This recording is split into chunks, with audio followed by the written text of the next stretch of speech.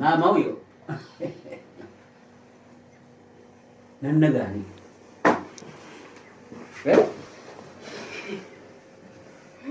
Namna gani? Bora tutisa. Unaumwa? Baba mimi nimechoka. Umechoka ndoa. Mwanangu. Ndoa inachokwa. Mama. Ujui tu. Nisirudi tena. Nimerudi tu nyumbani. Yaani bora nyumbani kule. Tueleze basi kuanzia A mpaka C. Sababu moja, kwanza, 2, 3, unaona? Unaanzia A kuitoa maelezo yako mpaka C.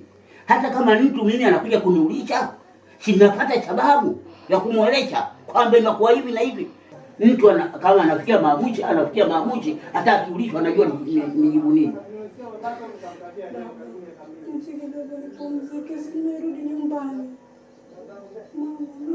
Naona mambo yenu yakula Hamisa. Anazalisha nini? Mwache mtoto kwanza tumuelewe vizuri. Mama, baba. Niache kwanza nipumzike. Amekupa taraka. Naona mambo yenu haya ya kula sana. Mtu hunjui ndewe wala sikio. Mara mama kuja anataka kwa olewa tu mwanangu, olewa tu. Sasa chikilisha. Nichikilishe mimi. Sawa? Wewe ndio uliolewa. Sawa? Ya huko yote unayajua wewe. Na sisi wengine sio lazima tuyajue hayo. Sawa? Umarudi nyumbani kwako kama umeona umashindwa huko, basi karibu. Kwa sababu umeolewa, wewe ndio unatakiwa ukae kwenye ndoa. Umeshaona sasa haiwezekani. Umeamua kurudi nyumbani kwako. Karibu.